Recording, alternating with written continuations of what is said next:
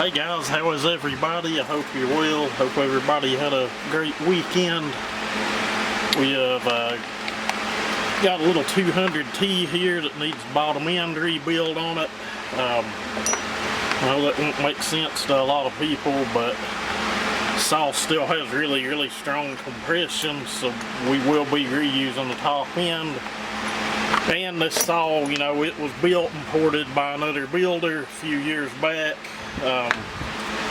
Still has a ton of compression for a 35cc saw, so hopefully we don't find anything else wrong, because all I bought was the parts to do the bottom end of it. The saw does run,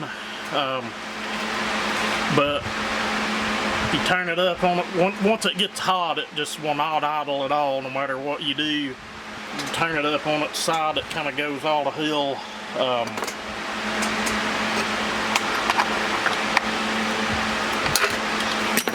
This belongs to Simple Man's brother. He has a tree service he runs, so you know this is a regular production saw. You can tell that it's been ran a lot just by looking at it. Did find also the muffler, the bolts was vibrated out of the two muffler covers, but the main issue is let me zoom in so it'll pick it up a little better. There we go. We have a lot of crank slop with it not even being warmed up. I figured it may just need crank seals, and then when I got it here, you know, went to checking it out, you know, found that it's indeed gonna need crank bearings. Now these saws will have a little bit of in and out movement because they use a floating bearing setup, like a needle caged bearing setup. If you've had an old 1010 or something apart, you've seen the flywheel side bearing. That's kind of what this has on both sides, kind of like your old high top Poland saws and Craftsman saws. Same deal. If you've got one that's got a little in and out movement, that's fine. On a 1010 it's not, because the flywheel bearing is kind of pressed on, and I know all of that probably just ran over top of a bunch of people's heads. I'm really bad about doing that, getting off topic and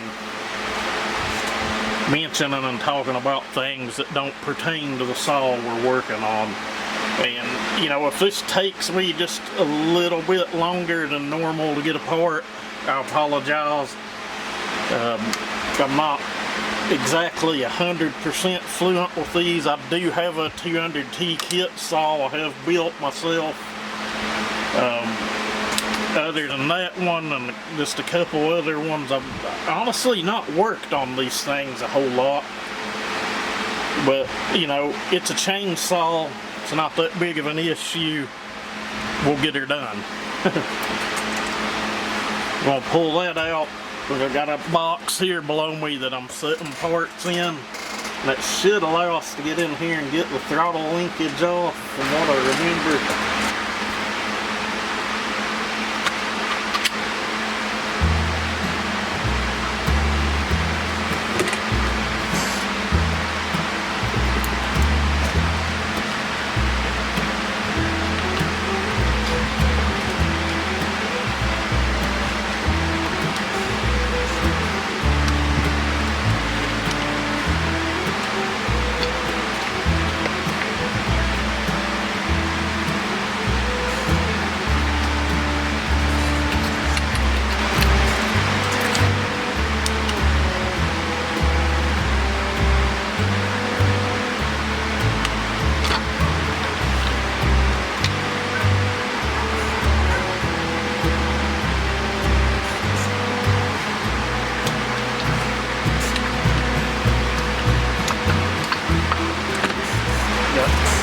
Two wires plug up into the bottom here.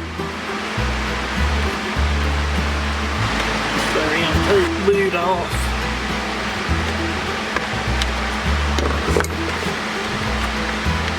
Kind of like a little MS250. That's what you've got to go on, hold it on.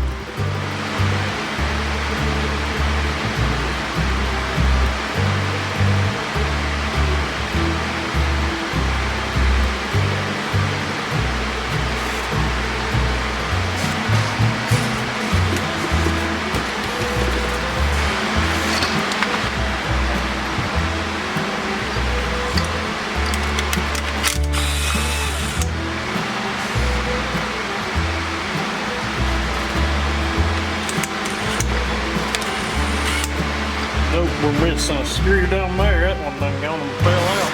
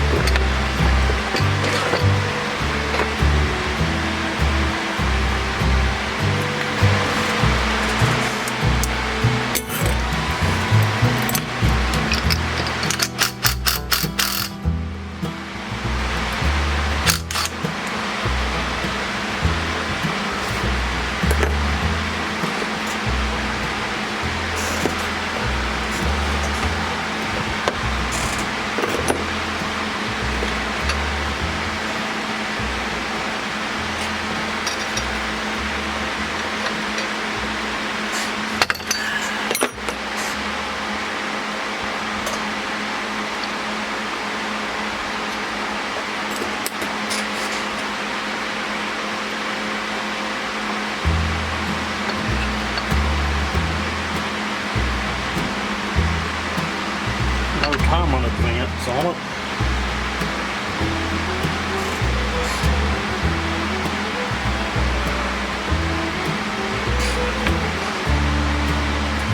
Wonder if keys wanting to fall out. We'll go ahead and take it out and put it over here in our magnetic tray. Wow, that side was worse than the other.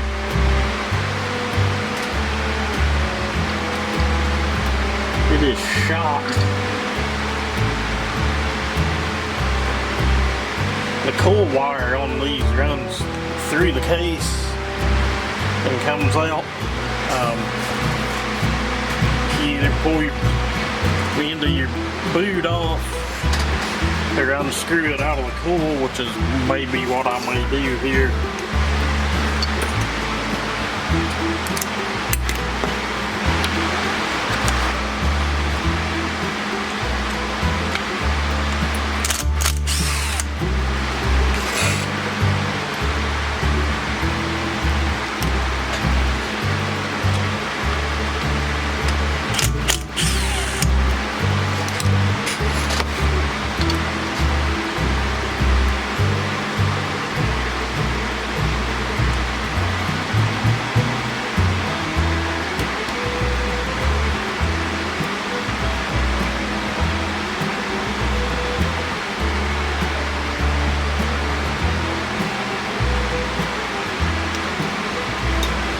If you didn't know how a coil wire comes out of a coil, there you go. We've got some more things over here to take off.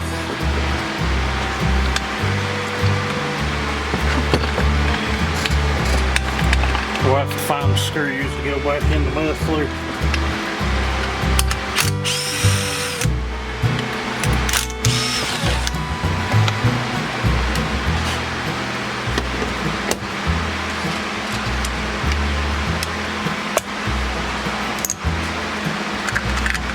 Yeah, see that one fell completely apart.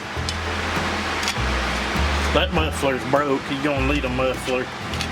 I don't think I have one here. I don't. I've got a bunch of 200t parts, but there's not a muffler in any of it, so you're gonna have to get a muffler.